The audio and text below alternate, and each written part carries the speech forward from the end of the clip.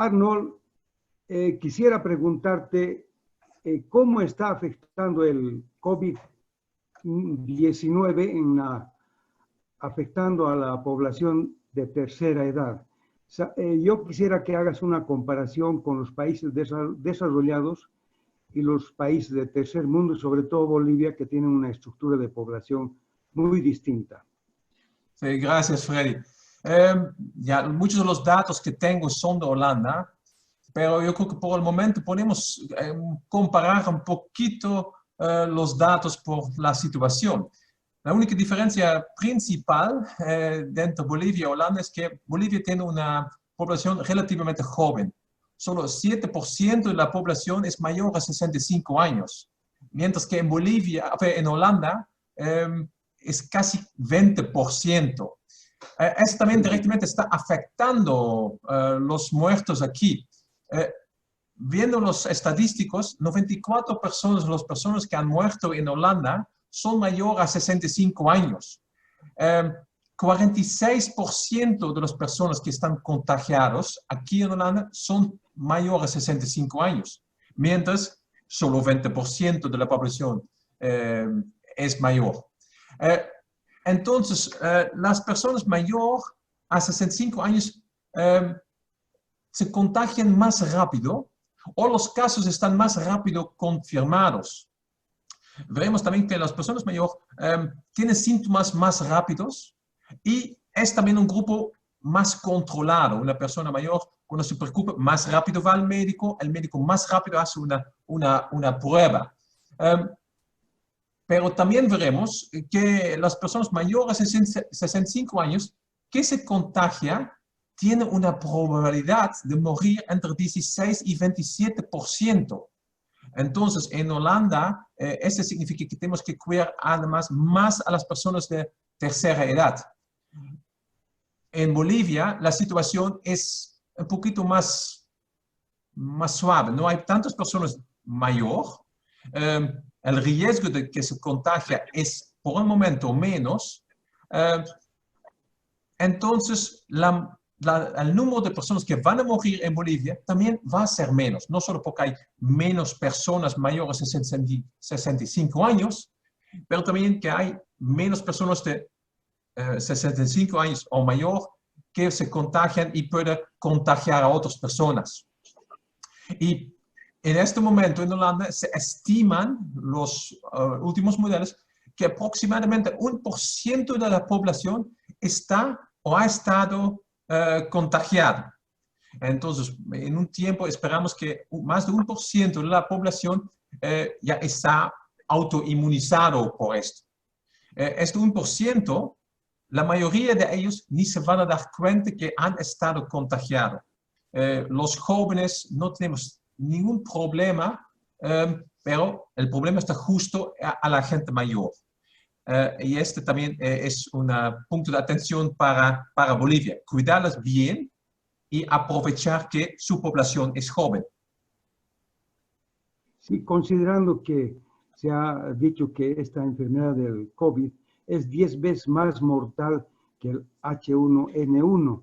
Fuera de eso, esta población mayor de 50 años se agrega una patología, sobre todo respiratoria, como es la silicosis o tuberculosis. Yo creo que con esta patología se incrementa más la mortalidad y el riesgo de padecer esta enfermedad en esa población adulta. Sí, sí, estoy de acuerdo. La mortalidad todavía no se puede calcular exacto, simplemente que no sabemos cuántas personas han estado infectados. Algunos modelos muestran que ya la mortalidad está alrededor de 2%, pero otra vez no tenemos números muy confiables para calcular este número. Además, la mortalidad es muy diferente entre una persona menor a 50 o una persona mayor a 50 años. Ya, yo creo que además, si hablamos desde el punto de vista productivo, esta población ya es menos productiva en Bolivia, ya está dentro del grupo de la jubilación, entonces ese punto también habría que ir considerando, ¿no? Para tomar otro tipo de medidas o estrategias. Sí, sí, cierto. Bueno, otra pregunta interesante está, ¿tú crees que Bolivia puede dejar la cuarentena como una medida estratégica de control, de vigilancia de esta enfermedad? Yo creo que justo relacionando que tú acabas de decir, eh, las personas productivas menores a 65 años no están muy en riesgo. Entonces, si Bolivia decide dejar la cuarentena con igual buenas medidas en su lugar y tiene un sistema para proteger sus personas de tercera edad en una buena forma, yo creo que ya puede empezar a dejar poco a poco la cuarentena. Um, Igual tomando algunas cosas en cuenta que están haciendo lo mismo ahora en Holanda, en España, donde están dejando la cuarentena de 1,50 m de distancia, nada de eventos de más de 10 o 20 personas. Además, mantener una buena higiene y, repitiendo, cuidar especialmente a las personas mayores de 60 años, donde había la mayoría, más que la mayoría de los muertos. Y aquí en Holanda ya están hablando de, por ejemplo, poder dejar al colegio los niños del colegio, las universidades, porque son justo personas que no están muy en riesgo. Igual quieren hacer exenciones para los profesores mayores, pero este todavía está en diseño.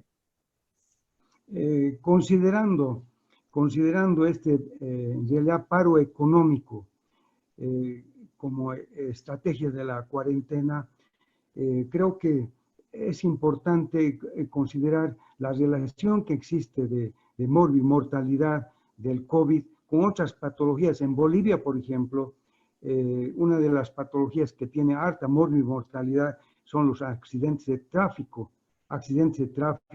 por distintas causas, o sea, existe un alto porcentaje. No tenemos un trabajo de investigación bastante serio en esto, pero se dice que en el mundo sería la tercera causa de mortalidad.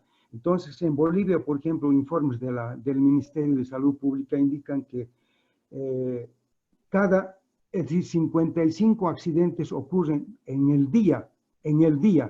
No sabemos en realidad el número de muertos, no sabemos la población que queda con lesiones definitivas, etc. Yo creo que habría que ir considerando esto, sobre todo la relación que existe entre la parte productiva y esta estrategia de cuarentena. Quisiera que hagas un comentario. Sí, realmente es un número interesante. Se dice que algunas veces que en Bolivia cada día mueren más o menos 10 personas por el tráfico. Entonces significa alrededor de 3.000, 4.000 personas anuales o unos 300 personas al mes.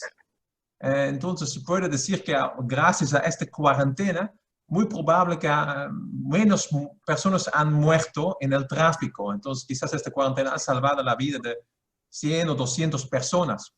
Pero al mismo momento tenemos que ver, una cuarentena significa que muchas personas no tienen ingreso y muchas personas solo tienen ya el dinero para un mes para sobrevivir. Si alargamos esta cuarentena, quizás vamos a perder más personas por pobreza que estamos causando, creando, y yo creo que la misma población no va a afectar, no va a aceptar. Otra razón para dejar la cuarentena poco a poco, monitoreándolo bien cuidado. Sí, yo creo que esto es muy importante porque la población boliviana, por ejemplo, su economía es dependiente de un 80-85% de la administración informal. Entonces vemos que sería importante hacer una distribución por áreas de cuáles son las poblaciones de menos riesgos de contagio para poder que el grupo de menos riesgo entre a una actividad económica. Y yo creo que eso es importante. Quisiera que me hagas un comentario. Sí, sí, es verdad, Freddy, que tenemos que estar bien preciso, pero necesitamos unos buenos datos para decidir y tomar decisiones en esto. Sí, yo creo que en Bolivia una de las deficiencias que se tiene sobre todo al uso y utilidad que se da a la estadística. Y la estadística es un pilar fundamental de la epidemiología. Y en nuestro medio no hay una lectura ni una evaluación ni reflexión sobre estos datos numéricos para poder tomar ciertas estrategias que sean beneficiosos para la población y beneficiosos sobre todo para la parte económica. Tú has dicho muy importante, hay mucha población con una economía baja que no le da siquiera para sobrevivir. Entonces, habría que ver el valor de darle a estos datos numéricos estadísticos para tomar estrategias. Sí, exacto. Yeah. Muy bien, Arnold. A mí me parece que ha sido una excelente puntos importantes que se ha tomado y que creo que los países ricos y países pobres deberían ir analizando porque esta es una enfermedad nueva que está despertando, buscar nuevas estrategias que hacer con esta enfermedad. Y sé que va a tener sus ciclos, pero también sé que la población va a ir respondiendo paulatinamente. Yeah. Muchas gracias, Freddy. Hasta la próxima. No, gracias. Gracias a vos, Arnold. Muchas gracias.